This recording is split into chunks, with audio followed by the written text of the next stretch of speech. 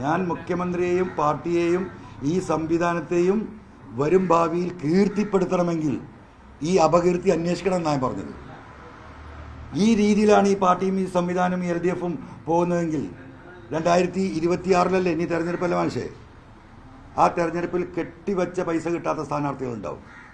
20-25 സീറ്റിന് മേലെ LDF-ന് ജയിക്കാൻ കഴിയില്ല. ഇതാണ് ഈ സംവിധാനം ഇവിടെ തുടരുന്നതെങ്കിൽ ഈ അപകീർത്തിയെ ക്ലീൻ ചെയ്ത് ഇത് ശുദ്ധമാക്കേണ്ട ഉത്തരവാദിത്തം പാർട്ടിക്കും LDF നേതൃത്വത്തിനുണ്ട്.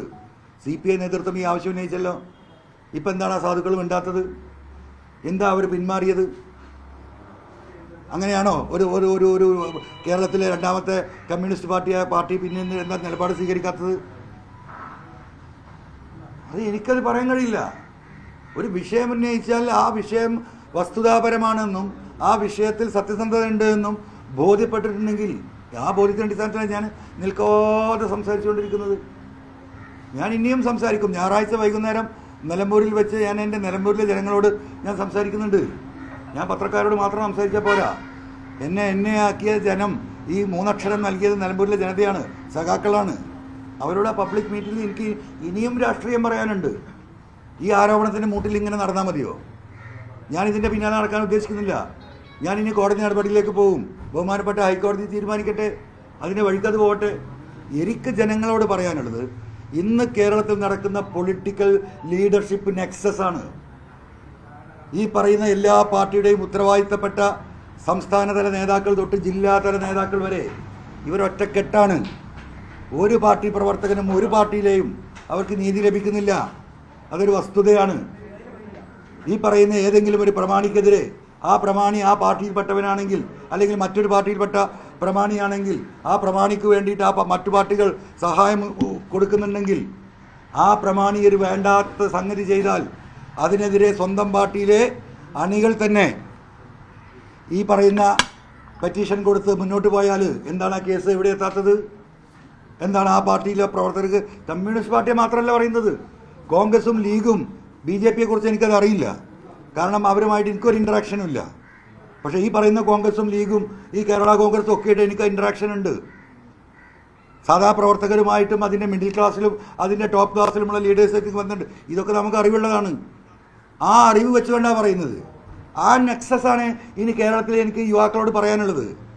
യുവാക്കൾ മുഴുവൻ അന്തം വിട്ട് നടക്കുകയാണ്. ഈ കുഴിമന്തിയും കഴിച്ച് ഈ കമ്പ്യൂട്ടറിലെ ഫോണും കേട്ട് ഈ മ്യൂസിക്കും കേട്ട് നടക്കുകയാണ് കേരളത്തിലെ യുവാക്കൾ. എങ്ങോട്ടേക്കാണ് ഈ രാജ്യം പോകുന്നതിനെ കുറിച്ച് അവർക്കൊരു ധാരണയില്ല.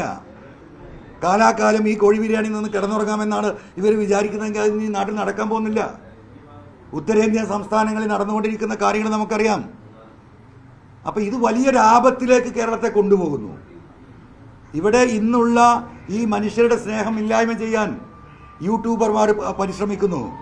അതിന് നേതൃത്വം നൽകുന്നു സാജൻ സ്കറിയ.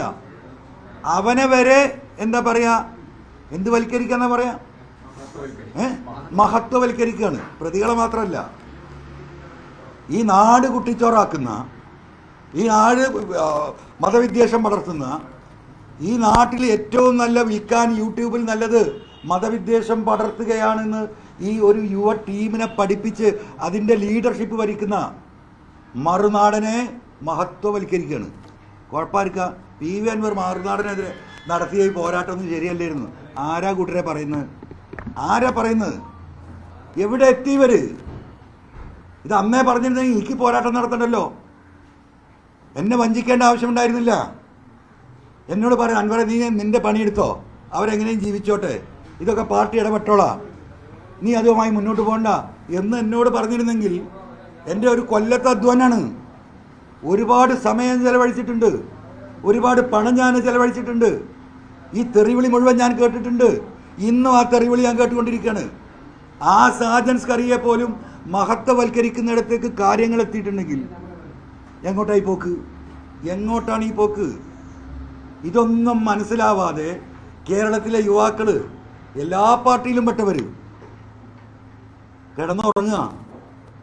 ആ യുവാക്കളോടാണ് എനിക്ക് സംസാരിക്കാനുള്ളത് ഈ നെക്സസിനെ കുറിച്ച്.